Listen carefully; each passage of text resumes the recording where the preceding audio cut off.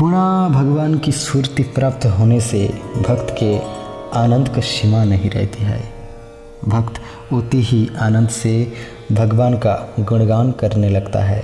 भगवान के इस प्रकार गुण गाते गाते उन्मादवश नृत्य करते करते कहने लगता है, आज मेरा जीवन सार्थक हो गया है, आज मैं कृतार्थ हो गया।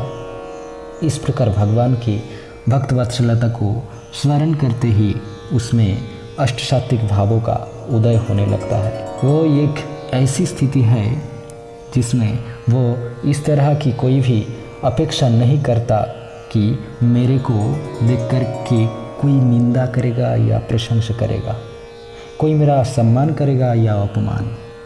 वो इस प्रकार कहता है कि परिबदतु जनो यथा तथा वो नानुमुखय न वयं विचारायाम हेरी रसमदिरा मदातिमत्तो भुवि बिलोटमा नटामो निर्विश्रामा।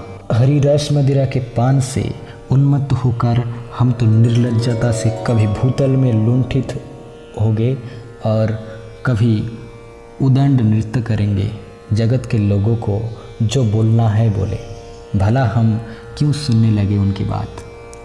नाम का वास्तविक फल तो श्री कृष्ण के चरण कमलों की प्राप्ति करना होता है, न कि मुक्ति एवं पापों का क्षय तो नाम का आनुषंगिक फल है। हरिदास ठाकुर ने इसके दृष्टांत स्वरूप कहा, जैसे कि सूर्योदय का साक्षात फल स्वरूप प्रकाश और आनंद इत्यादि है और आनुषंगिक फल अंधकार दूर करना है।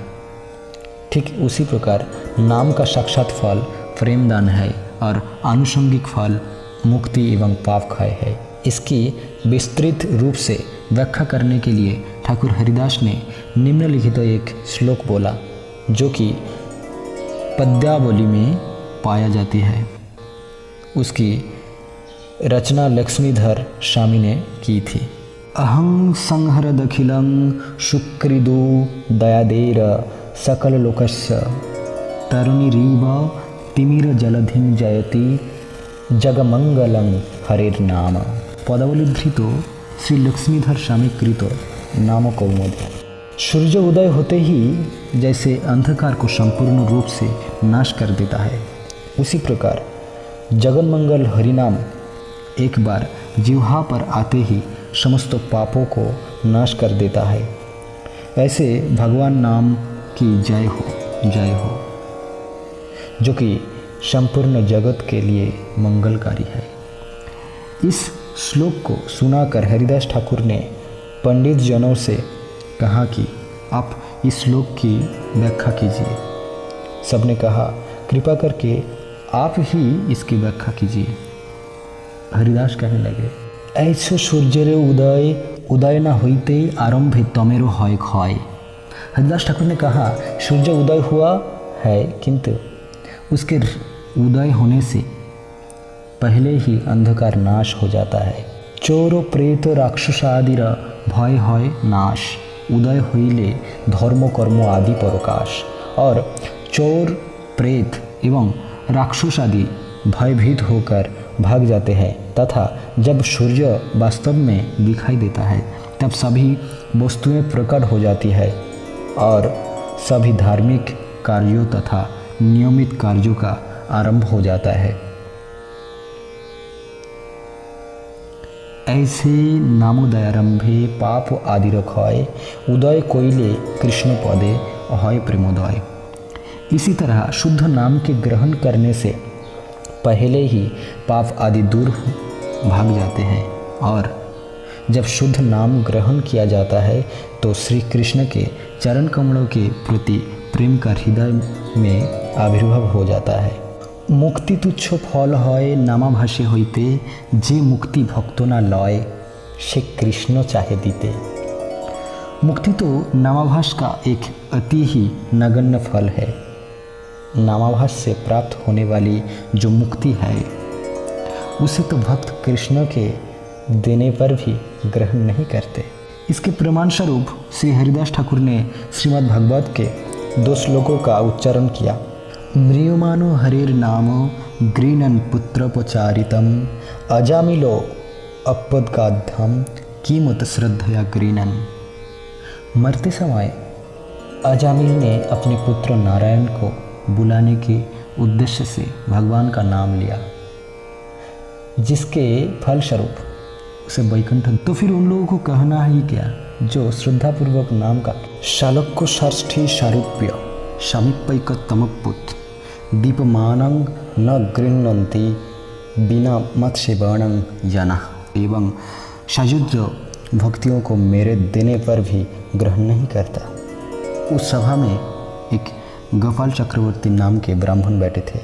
वो श्री हिरण्यदास व गोवर्धन दास जी के घर के मुख्य कर संग्राहक थे।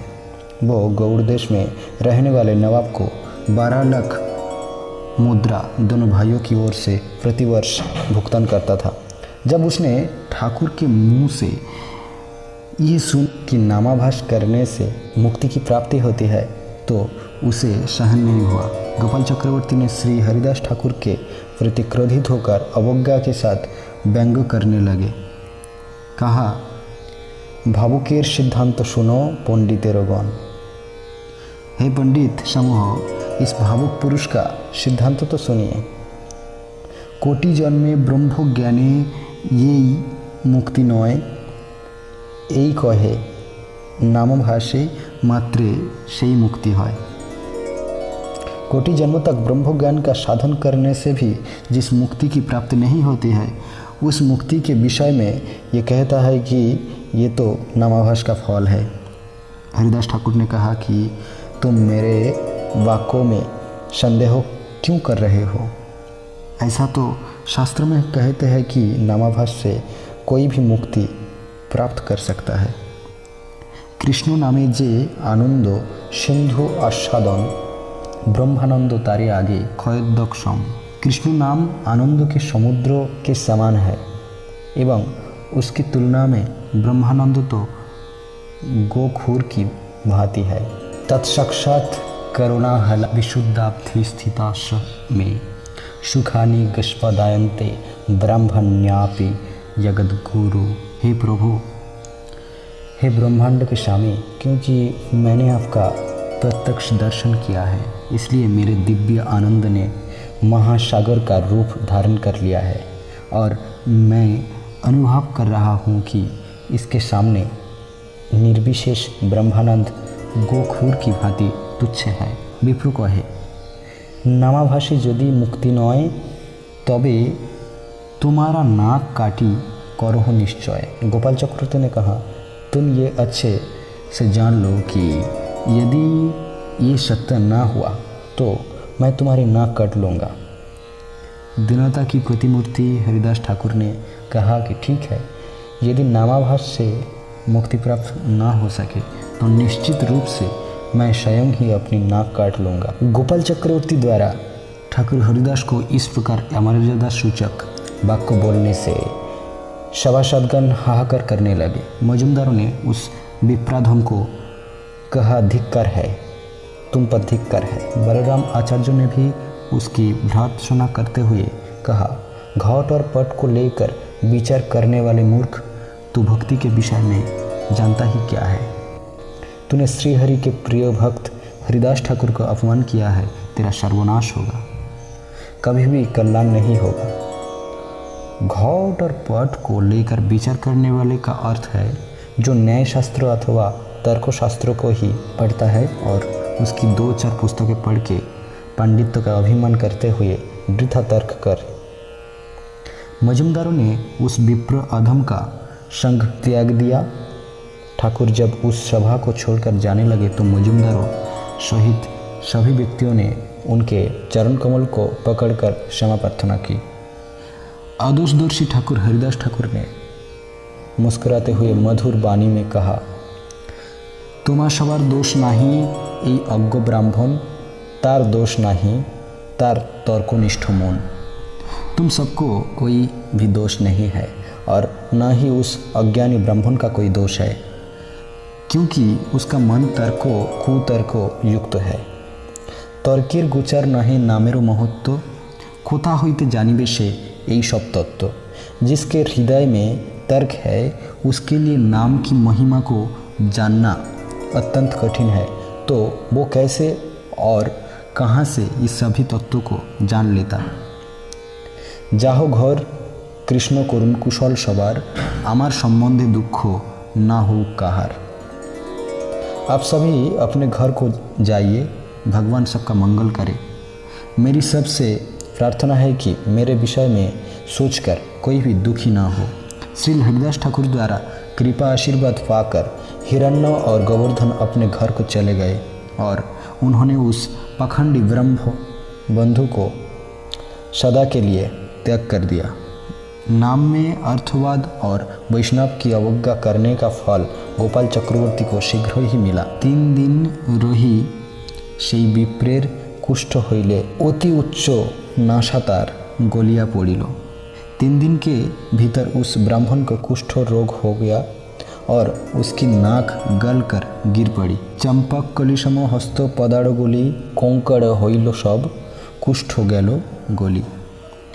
उसके हाथ तथा पाँव की अंगुलियां चंपक फूल की कलियों के समान थी, परंतु कोढ़ के कारण वे सब धीरे धीरे गल गई।